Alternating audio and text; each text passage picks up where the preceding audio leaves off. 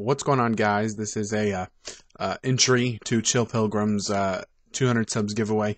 He wants to know the history of someone's collecting, and this is my history.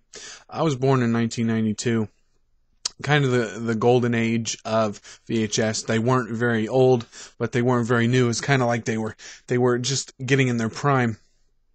And for the most part, we as a family, we didn't do anything having to do with movies. I remember having VHS tapes, just probably about 10 or 15, and my grandpa had 10 or 15, and we just kind of watched them over and over again, and then we were pretty much just watched movies on TV. And we didn't go to the theater very often, maybe 1 or 2 times a year. But I remember early 2000s, my mom actually bought a DVD player, and this sucker was 10 feet long. Kind of an exaggeration, but it was still pretty big compared to nowadays. But we got a DVD player at Blockbuster, and it was $150, and it was for my dad's birthday. So I was introduced to DVDs back then, and I still didn't know anything about movies or the technology of DVDs or anything. But I remember a year after that, I had to have leg surgery, and it was basically it was winter time. We were all stuck indoors. It was snowy as hell, and I had a cast on, so I really couldn't do anything. So I kind of sat down and started watching movies. And as a gift for having the leg surgery, my mom actually went out and got my first DVD, which was Spider-Man with Tobey Maguire. That was my first DVD, and I remember watching the hell out of that thing. I watched it 10, 15 times in a month.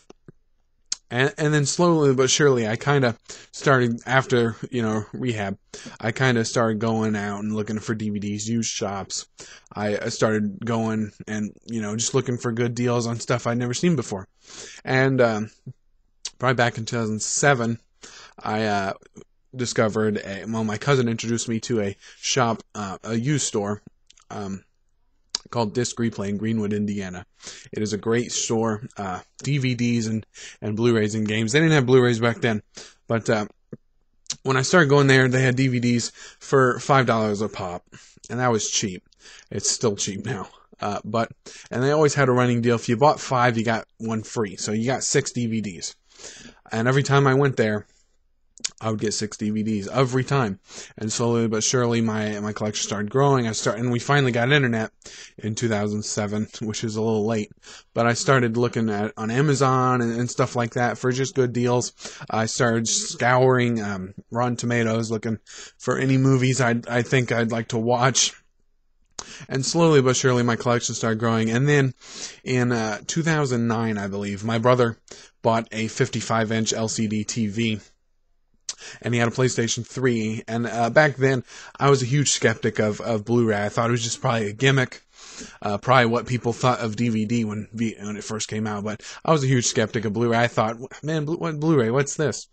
And then he showed me Avatar, and then I was instantly hooked. Avatar, it just blew my mind, especially on that TV.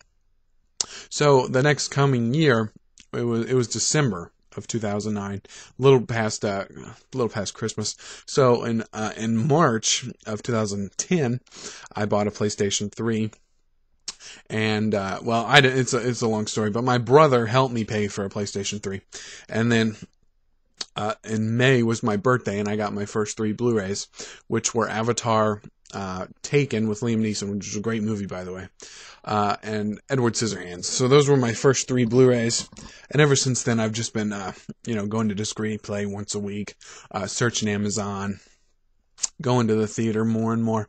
I swear that one summer when my brother got a car, we went to the theater probably 60 times in a 3-month span. But that's my history. I've just been slowly collecting more and more. I've probably got about 200 Blu-rays. And I did recently trade in a vast majority of my DVD collection, which I shouldn't have. But I'm down to about 110 maybe DVDs. Yeah, I traded in about half of my collection. It's a small but decent sized collection. That's my history of collecting. Thanks for watching.